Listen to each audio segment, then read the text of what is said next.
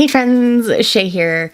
So I'm here to happily let you know that I completed my 90 and 30 challenge. So in today's video, we're going to wrap up the last 20 volumes of manga that I read. So if you've missed the other 70 that I read in the month, they will be linked periodically in the corner throughout the video, so you can definitely check those out. Okay, so I've got a few digital mangas here that we're going to talk about first. The first one is I read the two volumes of How Do You Do Koharu. This is a really cute 2-volume series that I ended up really enjoying.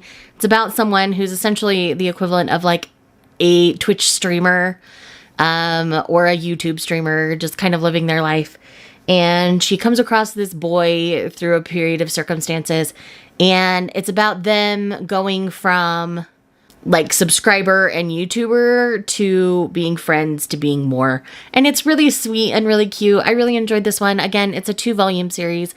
I would love for them to publish it just in like an omnibus and give us the whole series physically, because the art is absolutely stunning. I had a great time with it, so I would definitely love for that to happen. The other thing digitally that I've got going on is I did do my try 3 or my try 2 of Backstage Prints. So that is, I believe, the previous video that you've seen. So I'll leave that linked in the corner for you. I really enjoyed my time with Backstage Prints.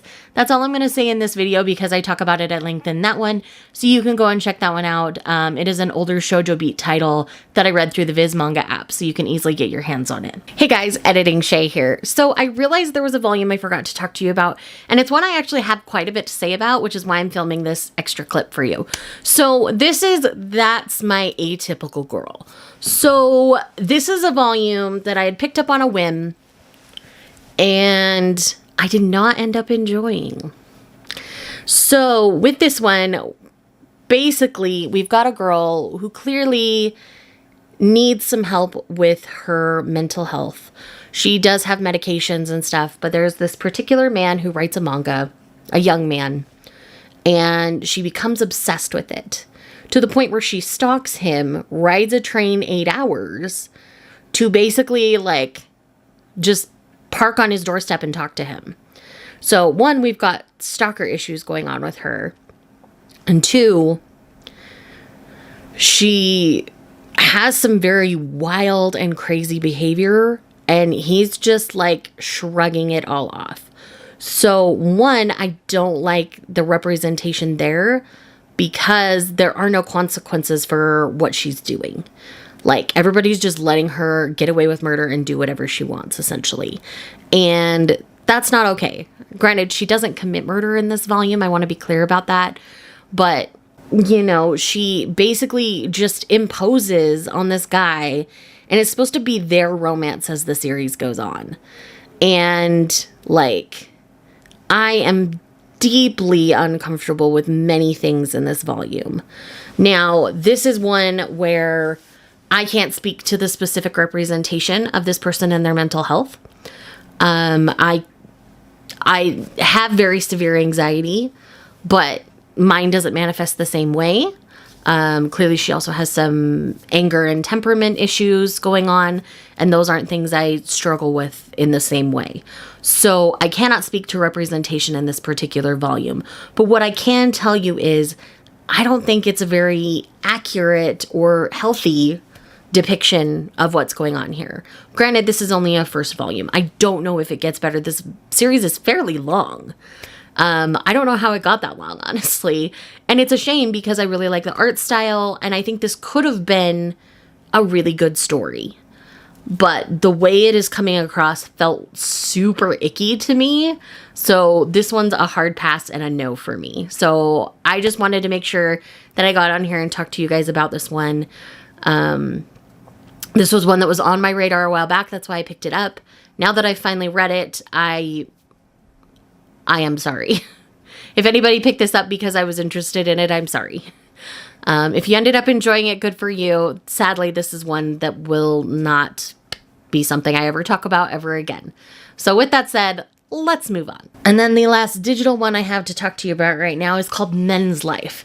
This is one of those where we have two twins. The girl, of course, is flat as a board. The guy is short, so they end up switching places so he can go abroad to chase the girl he has a crush on, while she lives his life in a men's dormitory. And of course, she's starting to have feelings for her roommate. It's pretty standard at this point, but I'm really enjoying the art. I'm really enjoying the plot device.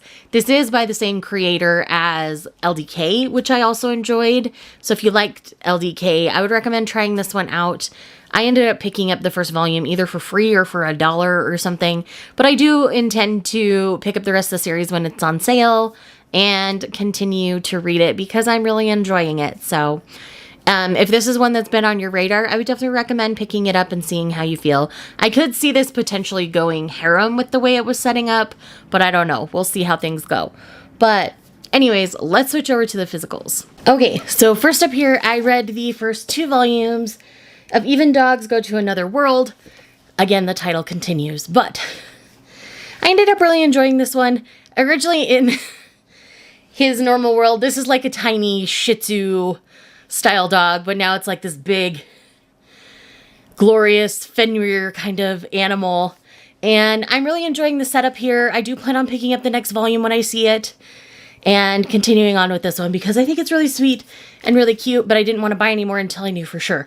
So this is one I'm invested in, so I will be picking up more. But again, it's that isekai kind of thing, so if you're bored or burned out on isekais, this one might not be for you. Next, I finally got around to Taemon's Bside Volume 1. I've had this forever, and I finally sat and read it. I ended up really enjoying it more than I expected to. I hadn't picked up any more because I wanted to make sure I liked it first, because idol series don't always work for me. But in this one, we basically have a Tamaki-senpai as our idol. Where he can turn on his stage presence on and off, but otherwise he's like the guy sitting in the corner growing mushrooms, like when Tamaki-senpai's upset, from Ouran High School Host Club, if you're unfamiliar. So I'm kind of here for it. I do plan on picking up the next volume and seeing how I feel after volume 2, but so far I'm invested. I think Taemon's a great character. And Utage, our female character, I like her a lot as well. So I'm really excited to see where things go in this series. And again, I just need to get around to picking up volume 2. I've been trying to cut back on how much I'm bringing into my collection till I get more read. So obviously, with challenging myself to do 90 and 30, my physical TBR is insane. I read more digital than I wanted to during this project, but either way, I'm still happy with everything I got read because it was all on my TBR. Next, Steamship time. So I have Before You Discard Me, I Shall Have My Way With You.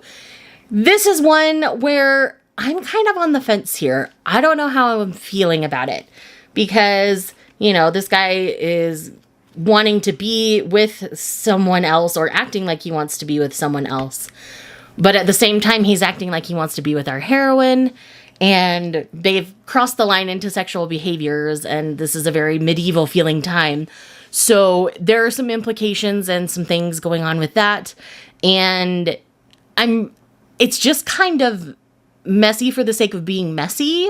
So I don't know how I actually feel at this point. I do plan on picking up the next volume to see if it gets any better or any clearer. But right now it's a little confusing and a little messy. So I'm interested to see how volume 2 of this one's going to go. If you don't like mess, obviously skip this one. There's a lot of politicking going on, more than I expected.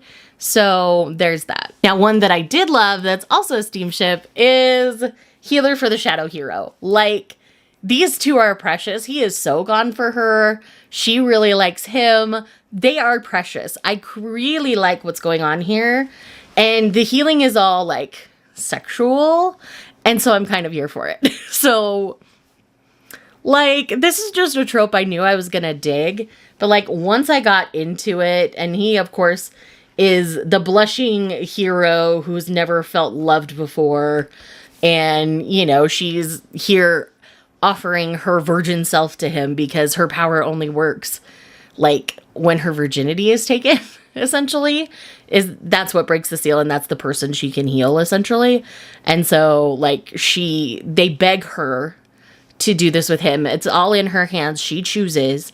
And it's really sweet. I really like it. Can't wait for the next volume. This is one that I would definitely recommend picking up. Next up on the list, I got Ogi Summer Break. I read volumes 1 and 2.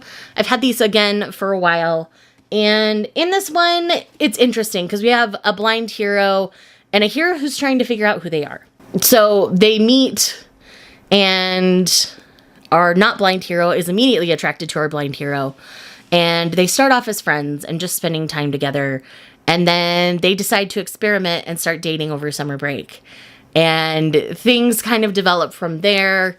I really am enjoying the direction of it. I'm really interested to see where it continues to go. Because again, it's kind of in that messy territory. But for me, it's not like at a point where it's obnoxious at this point. So we'll see how I feel in the next volume, because they're starting to take the next steps in their relationship. And so I'm really interested to see where that's going to go. So next, I finally got around to reading Aane Bonashi Volume 1. Now, this was a really interesting and gripping Volume 1 for me. It is very wordy and dense for me. So, again, I did end up enjoying this, but it's one that I have to devote more time to. So I think what I'm going to do is I'm going to read Volume 2 in the store before I decide if I'm going to continue reading it physically or if I want to switch to a digital format on this one. I do think it's worth reading. And I know it's available through the Shonen Jump app, so I might just switch over to that and read it there. I'm not 100% sure yet. But again, I think it's a great story about, what's it called? Rakugo. So it's like Japanese storytelling where one person is like telling the entire story and being all the other people. And she's really good at it. And I really like where it's headed in that direction. So again, I've heard this one gets better with each volume. So I'm just not sure if I'm going to continue physically or digitally at this point. Next, I picked up a one-shot Tokyo Pop that I've had for a while. And that's Welcome Back Orola is what I want to say. So this is basically childhood friends going from childhood friends to more. One catches feelings first, obviously, and it changes their dynamic. And so there's a period of time where they're not spending time together. And then they start spending time together again, and things develop from there. It's a pretty simple story. Again, I would sit in the bookstore and read it first rather than buying it. If I had known that before I bought this, I probably would have just sat, read, and then put it back on the shelf. I don't think I'll be keeping this one. I think I'm going to let it go. I think there are better BLs telling a similar story out there, but this one isn't bad. So I'm not mad that I supported it at all. It's a good story, but it's not one I'm going to find myself wanting to revisit when I've got other amazing titles on my shelf. So with that said, I'm going to move forward. Next, I have Associate Professor Akira Tatsuki's Conjecture. So this is one, again, I've been sitting on it for a minute, and I finally got around to reading this first volume, and it was a really good volume. I really like the art style. This is, again, a very dense series, so I have to be in a mood to dedicate my time to reading it just because it's so dense and takes more time. But again, I kind of split this up into 2 different reading sessions, and that worked better for me. So if you like the dense, wordy ones, this first volume at least was very wordy, but we were getting a lot of groundwork laid. So I think that helped. And, we're dealing with the paranormal here. So I like it because we're dealing with the paranormal. My battery is about to die, so I will be back later. Okay, so I've only got a couple more left. So I think I'm just going to finish it out on my phone. Since one of my batteries is gone, so I'd have to wait a half an hour, and by then I have to go to work. So let's go ahead and just talk about the last few. So, Kiss the Scars of the Girls. This is a sapphic vampire situation, and I'm kind of here for it. I really enjoyed this first volume, and art-wise, I really enjoy it. So essentially you're paired with a big sister who teaches you how to be a proper vampire, and things kind of go from there. And I really had a great time. So yes, I will be picking up volume 2 of this one, and then we'll kind of figure out where we're going from there. Next, we have March Comes In Like a Lion. Now with this one, I was honestly a little let down. I can't lie. The art is stunning. I think this is one that I think I'd rather watch than read. I haven't watched it yet, so I might watch the first couple episodes and revisit this and then see which format I prefer. But this wasn't gripping my attention. Granted, I've read so much manga this month, it might just be that I've read so much. So it's one of those things where if I was deciding just this moment, it would be leaving my collection. But I do want to give this another chance when when I haven't read quite so much so fast, and decide from there. I know this is well loved, so please don't hate me. I'm going to give it another chance, and we'll see how I feel after that second chance. Another standalone that I got read this month was Cutover Criteria. I ended up like DNFing this one. I did not enjoy myself. Like, it was not okay. Like, the whole dynamic here was just not my thing. So it was a little more forceful than I like, and y'all know me. So this one was not for me. Will be leaving my collection. Do not pass go. Do not collect $200. And then last but certainly not least is Virgin Love Volume 1. This is essentially like a Big Brother style show in which the whole goal is to find romance. So they purposely have it so there's 3 guys and 3 girls. We follow our main girl here. She drags this guy in the glasses with her there, and I think she'll end up with him in the end, but there are 2 other guys, and she's kind of showing some interest in one of the other guys, and obviously there are 2 other girls in the house. So it's really interesting so far. It's messy in a good way, not messy in a bad way. Not messy for the sake of being messy, but like it's all making sense so far, and I really am enjoying it. So if you've been sitting on Virgin Love, I would definitely recommend checking this one out. So with that said, that makes 90 volumes in the month of April. Thank you again so much for watching this video. If you're here just because you love me, leave me your favorite heart emoji for Virgin Love, and I will see you guys in the next one. Bye.